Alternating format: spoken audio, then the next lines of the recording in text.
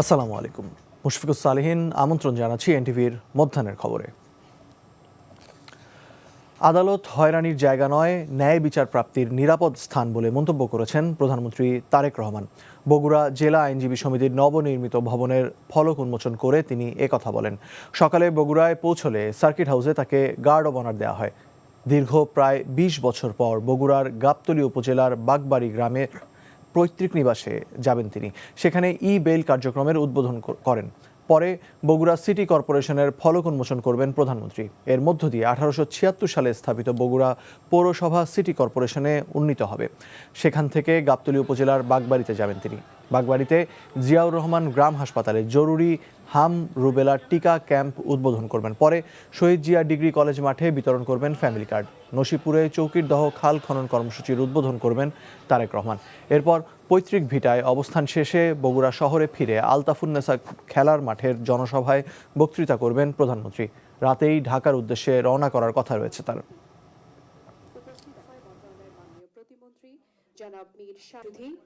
অনুষ্ঠানের শুরুতেই স্বাগত বক্তব্য রাখবেন আইন ও ফ্যাসিবাদী শাসনামলে বিচার বিভাগকে দলীয় আদালতে পরিণত করা হয়েছিল।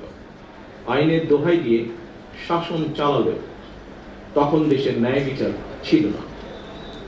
2024 সালের আগস্ট মাসে দেশের স্বাধীনতা প্রিয় মানুষ অন্ধকারের শাসন থেকে মুক্ত করে নিজেকে, মুক্তি পায়।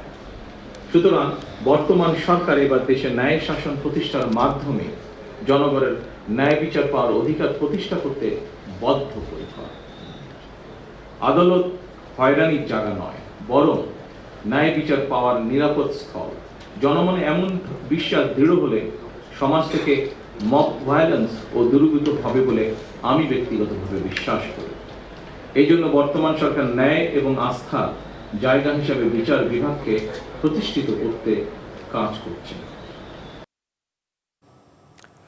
এই মুহূর্তে বগুড়ায় গাবতলীতে আছেন আমাদের স্পেশাল করেসপন্ডেন্ট হাসান মাহমুদ। সরাসরি যুক্ত হচ্ছি তার সাথে।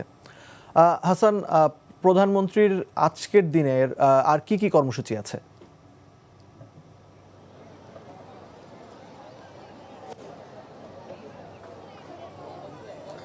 বাগবাড়ির শহীদ জিয়া ডিগ্রি কলেজে দাঁড়িয়ে আছে প্রখর রোদ, এবং এইখানে আসলে এই মাঠে ফ্যামিলি কার্ড বিতরণ করবেন এখানকার এলাকার মানুষের মধ্যে তারেক রহমান, অর্থাৎ এখানকার যার বাড়ি এবং যিনি এই এলাকারই মানুষ এবং তার পৈতৃক নিবাস এই বাগবাড়ি গ্রাম এবং গাবতলী উপজেলার এই বাগবাড়ি গ্রামেই আসলে শহীদ প্রেসিডেন্ট জিয়াউর রহমান জন্মেছিলেন এবং এইখান থেকেই তিনি বাংলাদেশের কেন্দ্রে আবির্ভূত হয়েছিলেন একজন ত্রাতা হিসেবে। সেই বাগবাড়িতে আসছেন তার সন্তান প্রধানমন্ত্রী তারেক রহমান, এবং সেই জন্য এখানকার মানুষের মধ্যে এক ধরনের উচ্ছ্বাস রয়েছে। এই শহীদ জিয়া ডিগ্রি কলেজে তিনি আসলে ফ্যামিলি কার্ড বিতরণ করবেন এবং এর পাশেই যে শহীদ জিয়া এর পাশেই তিনি হাম রুবেলা ক্যাম্প সেটি উদ্বোধন করবেন এবং এরপরে 2 নম্বর নসিপুর ইউনিয়ন, এটি নসিপুর ইউনিয়নে বাগবাড়ি গ্রামটি পড়েছে নসিপুর ইউনিয়নে, সেই নসিপুর ইউনিয়নের একটি খাল চৌকিরদহ খাল তিনি উদ্বোধন করবেন। এটি হচ্ছে বাগবাড়িতে তার কর্মসূচি, অর্থাৎ হাম রুবেলা ক্যাম্পেইন উদ্বোধন এবং এই শহীদ জিয়া ডিগ্রি কলেজে ফ্যামিলি কার্ড এবং এরপরে চৌকিরদহ খাল খনন। এরপরেই আসলে এখান থেকে তিনি চলে যাবেন হচ্ছে আবার সেই বগুড়ায়, এবং এর আগে অর্থাৎ সকালে তিনি কিন্তু বেইল বন্ড উদ্বোধন করেছেন, অর্থাৎ ই বেইল বন্ড, অর্থাৎ ইন্টারনেটের মাধ্যমে যা কোনো হয়রানি ছাড়াই মানুষ এখন ই বেইল বন্ড পাবে, বিশেষ করে বগুড়া এলাকার মানুষ যারা বগুড়া আদালতে বিচার প্রার্থী। এবং সেখানে তিনি বলেছেন যে তিনি কথা বলেছেন প্রধানমন্ত্রী এবং বলেছেন যে আইন অর্থাৎ বিচার পাওয়ার অধিকার মানুষের একটি সাংবিধানিক অধিকার, এটি কারো দয়া নয়। তাই সহজীকরণ অর্থাৎ বিচার প্রাপ্তির বিষয়গুলোকে সহজীকরণ করতে চায় তার সরকার, এবং এই সরকার জনগণের দ্বারা নির্বাচিত এবং জনগণের সেই শাসন বা নির্বাচিত সরকার জনগণের জন্য সুশাসন নিশ্চিত করতে চায়। এই বক্তব্যগুলো তিনি দিয়েছেন। এরপরে আসলে তিনি সেখানে যে পৌরসভা বগুড়া পৌরসভা সেটিকে সিটি কর্পোরেশনে উন্নীত করবেন, অর্থাৎ 1876 সালে যে বগুড়া পৌরসভা প্রতিষ্ঠিত হয়েছে সেটি তারেক রহমানের উদ্বোধনের সাথেই সেটি বগুড়া সিটি কর্পোরেশনে রূপান্তরিত হবে এবং সেই বগুড়া সিটি কর্পোরেশন উদ্বোধন শেষে তিনি আসবেন আসলে এই বাগবাড়িতে। আগেই বলেছি বাগবাড়িতে 3টি অনুষ্ঠান এবং 3টি অনুষ্ঠান শেষে টিকাদান, ফ্যামিলি কার্ড বিতরণ এবং খাল খনন উদ্বোধন শেষে তিনি তার যে বাড়ি শহীদ প্রেসিডেন্ট জিয়াউর রহমানের যে বাড়ি পৈতৃক বাড়ি সেইখানে তিনি কিছুক্ষণ বিরতি নেবেন এবং সেখানে তিনি বাড়িতে যাবেন। তার সেই পৈতৃক ভিটায় সেখানে ব্যবস্থা নেওয়া হয়েছে। আমরা এর আগের সংবাদে সেটি দেখিয়েছি যে বাড়িকে পরিষ্কার পরিচ্ছন্ন যেমন করা হয়েছে এবং নিরাপত্তা নেওয়া হয়েছে। এখন সেখানে তিনি এই 3টি কর্মসূচি উদ্বোধন শেষে সেখানে তিনি কিছুক্ষণ বিশ্রাম নেবেন এবং সেই বিশ্রাম নিয়ে সেখানকার এলাকাবাসীর সাথে তার যে আত্মীয় স্বজন রয়েছেন, বিশেষ করে পিত্রালয়ের চারপাশে তার যে আত্মীয় স্বজন দীর্ঘদিন পর প্রায় 20 বছর পর তিনি বাগবাড়িতে আসছেন। এর আগে তিনি নির্বাচনী সফরে বগুড়ায় আসলেও বাগবাড়িতে আসেননি, সেই জন্য সেখানে কিছুক্ষণ বিশ্রাম নেবেন এবং মতবিনিময় করবেন একান্ত এলাকাবাসীর সাথে বা তার প্রতিবেশীদের সাথে হয়তো মতবিনিময় করবেন। এরপরে তিনি চলে যাবেন আসলে আবার সেই বগুড়া শহরে আলতাফুন্নেসা খেলার মাঠে বিকেলে তিনি বিশাল জনসভায় বক্তৃতা করবেন এবং সেই বক্তৃতা শোনার জন্য সেখানে কিন্তু ব্যাপক প্রস্তুতি নেওয়া হয়েছে এবং বগুড়াবাসী অপেক্ষা করছে তাদের জন্য প্রধানমন্ত্রী নতুন কোনো বক্তব্য নিয়ে হাজির হবেন আলতাফুন্নেসা খেলার মাঠে। রাতেই তিনি ঢাকায় ফেরার কথা রয়েছে। জানছিলাম প্রধানমন্ত্রী তারেক রহমানের বগুড়া সফরের খবর। বিশ্ববাজারে জ্বালানি তেলের মূল্য বৃদ্ধির প্রেক্ষাপটে দেশে ভোক্তা পর্যায়ে তেলের দাম বাড়ানো হলেও ভোগান্তি কমেনি রাজধানীর বিভিন্ন পাম্পে তেল নিতে আসা গ্রাহকদের। পাম্পগুলোর সামনে আগের মতোই তেল নেওয়া ব্যক্তিদের ভিড় দেখা গেছে। গ্রাহকদের অনেকে পাম্পগুলোতে লাইনে দাঁড়িয়েছেন শনিবার মধ্যরাত থেকে। প্রায় 7-8 ঘন্টা লাইনে দাঁড়িয়ে তারপর পাচ্ছেন কাঙ্ক্ষিত তেল। ফুয়েল পাস যাদের আছে তাদের বাইকে দেয়া হচ্ছে 1200 টাকা তেল এবং যাদের ফুয়েল পাস নেই তাদের দেয়া হচ্ছে 500 টাকার তেল। বাইক চালকদের দাবি, যদি সবাইকে পর্যাপ্ত তেল দেওয়া হতো তাহলে 2 দিন পর পর পাম্পের লাইনে দাঁড়াতে হতো না। এদিকে গতরাতে বিপিসি থেকে জানানো হয় আজ থেকে পাম্পগুলোতে পেট্রোল ও অকটেনের সরবরাহ বাড়ানো হবে। পাম্প মালিকরা জানিয়েছেন যদি পর্যাপ্ত তেল সরবরাহ বাড়ানো হয় বিপিসি থেকে তাহলে 2-3 দিনের মধ্যে হয়তো পাম্পগুলোর সামনে তেল কেনার ভিড় অনেকাংশে কমে আসবে।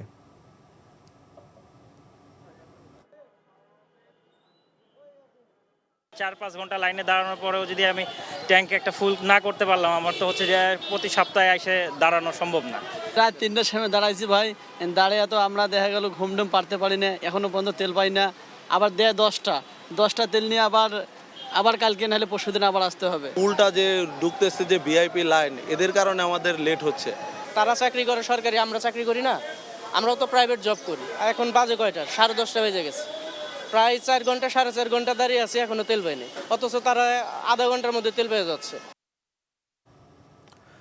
জ্বালানির দাম বৃদ্ধির কারণে যাতে মূল্যস্ফীতির প্রভাব বিভিন্ন খাতে না পড়ে সে বিষয়ে সরকার সতর্ক রয়েছে বলে জানিয়েছেন বাণিজ্য, শিল্প এবং বস্ত্র ও পাট মন্ত্রণালয়ের মন্ত্রী খন্দকার আব্দুল মুক্তাদির। তিনি বলেন, বর্তমান বৈশ্বিক প্রেক্ষাপটে বিশ্বের প্রায় সব দেশেই জ্বালানি তেলের দাম বেড়েছে। সেই তুলনায় দেশে জ্বালানির যে মূল্য সমন্বয় করা হয়েছে তা খুবই সীমিত। সকালে সিলেটের সরকারি অগ্রগামী বালিকা উচ্চ বিদ্যালয় ও কলেজে হাম ও রুবেলা টিকাদান ক্যাম্পেইনের উদ্বোধন শেষে তিনি এসব কথা বলেন। জ্বালানি তেলের মূল্য সারা পৃথিবীতে বৃদ্ধি পেয়েছে। পেট্রোলিয়াম পণ্যের মূল্য ব্যবস্থাপনাটা স্বয়ংক্রিয়। যদি আমদানির ক্ষেত্রে মূল্য বাড়ে তাহলে এটা স্বয়ংক্রিয়ভাবে খুচরা পর্যায়ে মূল্য বৃদ্ধি পায়। মূল্যস্ফীতির সম্ভাব্য প্রভাব যেন বিভিন্ন সেক্টরে না পড়ে সেজন্য সরকার সচেতন আছে এবং সেক্টর ওয়াইজ সেটার জন্য ব্যবস্থা নেবে। ফ্যাসিস্ট সরকারের ব্যর্থতার কারণে দেশ অনেকটা পিছিয়ে আছে বলে মন্তব্য করেছেন স্বাস্থ্য ও পরিবার কল্যাণমন্ত্রী সরদার মোহাম্মদ সাখাওয়াত হোসেন। সকালে নারায়ণগঞ্জের রূপগঞ্জে জিন্দা পার্কে দেশব্যাপী হাম রুবেলা টিকাদান ক্যাম্পেইন উদ্বোধন অনুষ্ঠানে এসব কথা বলেন তিনি। বলেন, সাম্প্রতিক সময়ে হামের সংক্রমণ বৃদ্ধি পাওয়ায় দ্রুত এই উদ্যোগ নেওয়া হয়েছে। এই কর্মসূচির মাধ্যমে শিশুদের সুরক্ষা নিশ্চিত হবে এবং সংক্রমণ দ্রুত কমে আসবে। হাম আক্রান্ত হয়ে শিশু মৃত্যুর ঘটনায় মন্ত্রী দুঃখ প্রকাশ করেন। বলেন, শিশুদের সুরক্ষায় টিকাদানের পাশাপাশি পুষ্টি ও যত্ন নিশ্চিত করতে হবে। পরে রূপগঞ্জ উপজেলা স্বাস্থ্য কমপ্লেক্সকে 50 শয্যা থেকে 100 শয্যায় উন্নীত করার ঘোষণা দেন মন্ত্রী।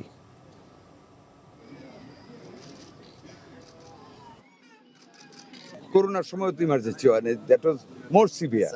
আর এখন একটা পার্ট আমাদের মিসেজ, অবশ্যই আমি কষ্ট পাই, আমি একজন বাবা যে কিছু বাচ্চা মারা গেছে, যে ভ্যাকসিনের কাজ ডিসেম্বর 2020 পরে ভ্যাকসিনের কাজ যেটা হওয়ার কথা ছিল আফটার এভরি 4 ইয়ার্স, সেই কাজটা বিগত সরকার করেনি, যেই কারণে একটা বিশাল গোষ্ঠীর বাচ্চা আনভ্যাকসিনেটেড ছিল, যেই কারণে হামটা অ্যাটাক করেছে। আমরা তো ভ্যাকসিনেটেড শুরু করেছি 5 তারিখ থেকে ইনশাল্লাহ। এই মুহূর্তে রাজধানীর শাহজাদপুরে আছেন আমাদের স্টাফ করেসপন্ডেন্ট নাজিবুর রহমান, সরাসরি চলে যাচ্ছি তার কাছে। নাজিবুর, হামের প্রাদুর্ভাব কেমন দেখছেন, স্বজনরা কি বলছেন এবং শিশুরা এখন কি পরিমাণে আক্রান্ত হচ্ছে বলে আপনার কাছে তথ্য আছে?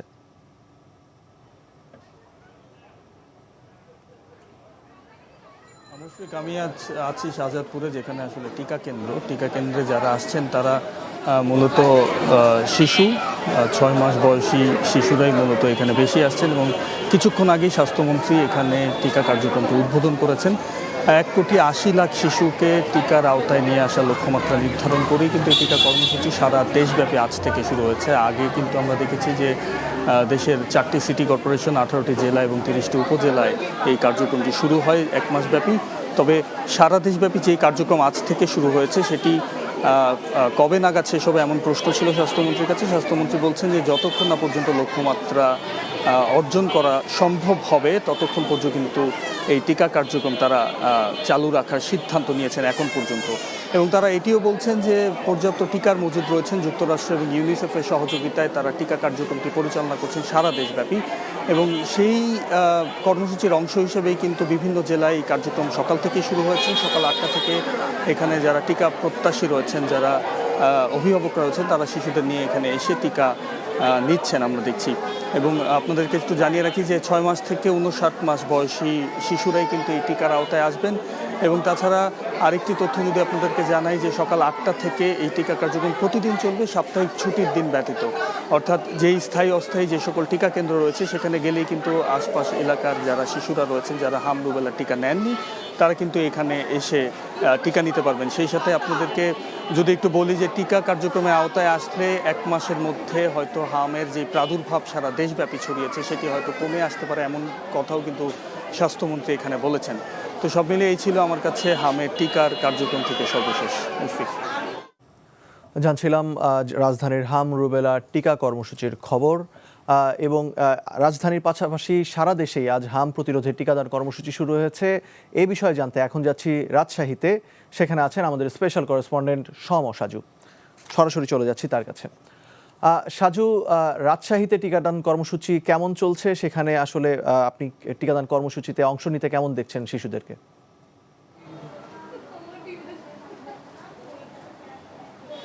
হ্যাঁ মুশফিক, আমি এই মুহূর্তে রয়েছে বাংলাদেশ নিউজিল্যান্ড সিরিজের খবর জানাতে মিরপুর স্টেডিয়ামে আছেন স্টাফ করেসপন্ডেন্ট নিলয় মজুমদার। সরাসরি যাচ্ছি সেখানে। নিলয়, ইনজুরি কাটিয়ে উঠলেও মোস্তাফিজকে একাদশে রাখা হলো না কেন? আর সৌম্য সরকারের ফেরাটা দলের জন্য কতটা উপযোগী হলো বলে মনে করছেন?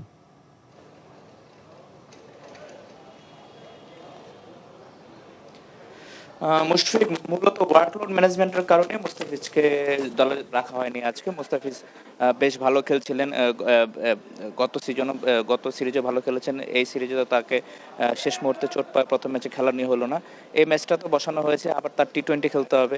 তো মুস্তাফিজ লম্বা সময় ধরে খেলে আসছেন, তো একটা ওয়ার্কলোড ম্যানেজমেন্টের বিষয় তো থেকেই যায়। আবার শরীফুল গত ম্যাচে খুব দারুণ বোলিং করেছিলেন, 2 উইকেট শিকার করেছিলেন। তাসকিন ভালো ছন্দে আছেন। নাহিদ রানা তো আজ 2 উইকেট শিকারই করলেন। তো যে সিদ্ধান্তটা নিয়েছে টিম ম্যানেজমেন্ট তার সফলতা দেখা যাচ্ছে। বোলিং নিয়ে আসলে ভাবনাটার অত সুযোগ নেই।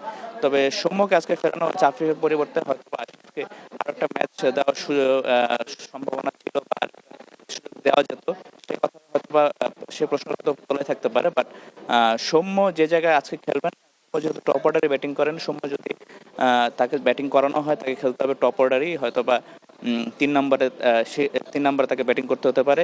4 নম্বরে শিফট হয়ে 4 নম্বরে তখন চলে আসতে হবে শান্তকে। শান্ত আবার 4 নম্বরে খুব দারুণ ব্যাটিং করেন। শান্ত গড়টাও হচ্ছে ঈর্ষণীয় ওই জায়গাটায়, তিনি 47 করে ব্যাটিং করেন 4 নম্বরে। তো এই মুহূর্তে সিদ্ধান্ত নিয়েছে বাংলাদেশ টিম। জানছিলাম বাংলাদেশ নিউজিল্যান্ড সিরিজের দ্বিতীয় ম্যাচের খবর। এই ছিল মধ্যাহ্নের খবরে। এই খবরের ভিডিও সহ আপডেট জানতে ভিজিট করুন এনটিভি অনলাইন www.ntvbd.com। এছাড়াও এনটিভির জনপ্রিয় সব অনুষ্ঠান ও খবরের আপডেট জানতে ভিজিট করুন আমাদের ইউটিউব ও ভেরিফাইড ফেসবুক পেজ। দুপুরের খবর দেখার আমন্ত্রণ রইল। ধন্যবাদ সবাইকে।